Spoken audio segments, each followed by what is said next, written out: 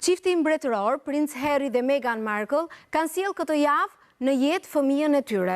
Ai është ndjer I entuziazmuar teksa ka dalë menjëherë pas lindjes së djalit, I cili është shprehur përpara mediave se ishte në qiellin e 7. Unë do të lexoj vetëm një pasazh të shkurtër të deklaratës së Prince Harryt, I cili thotë: "Jam shumë I lumtur t'ju lajmëroj se Meghan dhe unë u bëm me një djalë këtë mëngjes, një djalë shumë I shëndetshëm.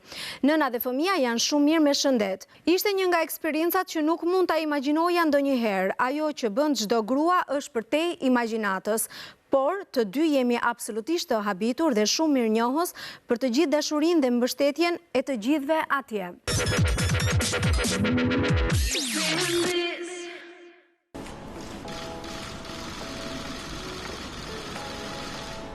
E veshur me një fustan të bardhë, ajo dukej mjaft mirë dhe të dy dukeshin të lumtur për ardhjen në jetë të djalit të tyre. Duka dhe dukesha e Sussexit e kanë quajtur djalin e tyre të posalindur Archie Harrison Mountbatten Windsor. Foshnja u prezantua para kamerave për herë të parë të mërkurën, ndërsa Meghan u shpreh për gazetarët: "Ai ka temperamentin më të ëmbël, është shumë I qetë, ishte një ëndër për ne." It's magic. It's pretty amazing, and I mean, I have the two best guys in the world, so I'm really happy. Tell us a little bit about your son. What's he like? Is he sleeping well? Good baby? Yes, he has the sweetest temperament. He's really calm and I don't know where he gets that from.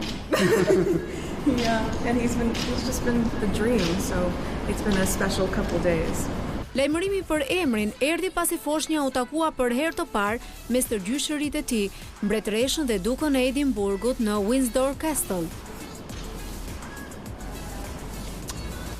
And we just bumped into the Jeep as we were walking by, which was so nice. So it'll be a nice moment to introduce the baby to more family, and my mom's with us as well. So it's been a really good. Another great grandchild. Yes.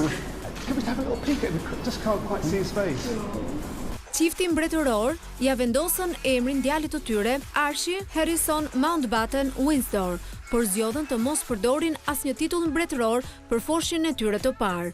Archie mund të thirret me një prej titujve më të vegjël, Lord ose Master. Ky është edhe një tregues I fortë që Meghan dhe Harry nuk dëshirojnë që Archie të jetë një mbretëror formal. Megjithatë, kur vjen puna tek emrat e fëmijëve mbretëror, ato nuk janë thjesht emra, po pas tyre fshihen figura të rëndësishme, histori dhe disa sekrete të vogla.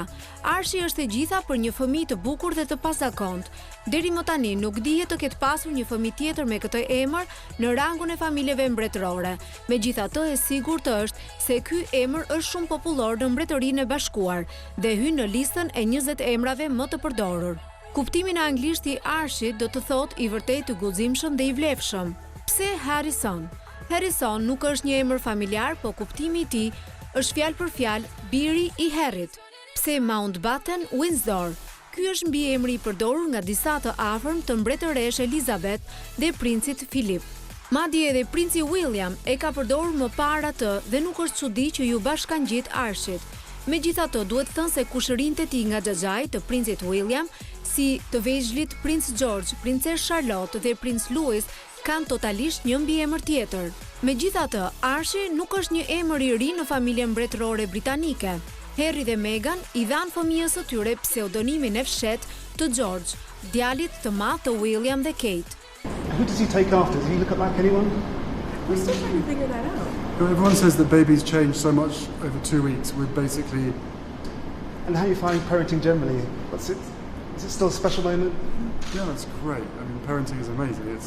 It's only been, 2.5 days, 3 days? Yeah. But we're just so thrilled to have our own little bundle of joy and to be able to spend some precious times with him as he slowly starts to grow up. Djali më I madh I dukës së Cambridge-it ka 3 emra: George, Alexander dhe Louis. Mirpo, një kalimtare ka zbuluar një të fshehtë të vërtetë. Ajo kishte takuar princin George, ndërkohë që po ecte me qenin e tij pranë shtëpisë së gjyshërve Middleton, përgjatë lumit.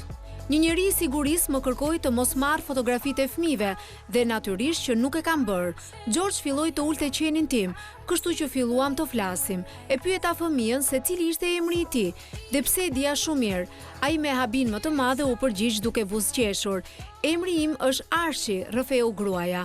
Nuk dihet nëse zgjedhja e dukeshës së Sussexit është një detyrim për kushëririn e djalit, por për disa, çifti do të ishte hipnotizuar nga kuptimi i emrit.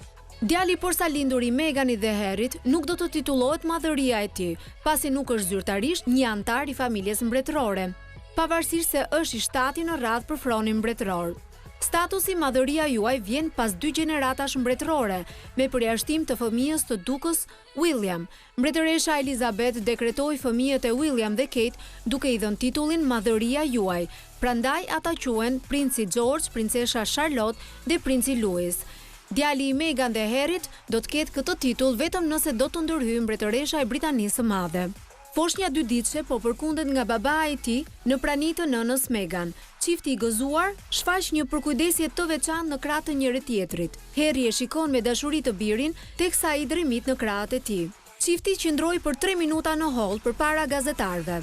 Shumë pak pasi u shkrepën fotot e para dhe u shpërndan nëpër botë, fansat mbretëror u mblodhën një zëri dhe deklaruan që foshnja ngjan fiks mamas së tij. Shumë komentues e kanë komplimentuar Meghanin për pamjen e saj pas lindjes. Pasi dukesha u shfaq për herë të parë pas 6 javësh, pasi ishte larguar nga syri i mediave. Meghani e shmangu fotografimin klasik që pason direkt pas ngjarjes së lindjes, siç bëri Katie, e cila u fotografua tek shkallët e spitalit me njëherë pasi ajo lindi. Ndërsa Meghani nuk dëshironte të pozonte për fotografët dhe publikun pak qaste pas lindjes.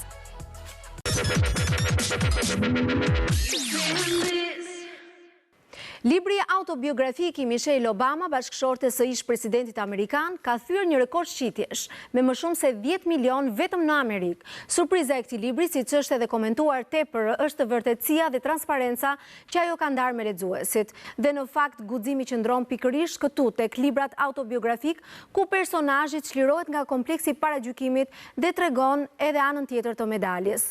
Në fund të fundit, asnjë qenie njerëzore nuk është perfekte, por dallimi që na ndan nga njëri tjetri janë vetit tona që ne shfaqim. Arlinda Dudaj, botuesja e librit, ndihet tepër emocionuar. Ajo do të jetë me mua në shkallët e siluetës, sapo të ndiqni pak publicitet dhe sërish do të jemi këtu bashkë për të komentuar librin e Michelle Obamës me Arlinda Dudajn.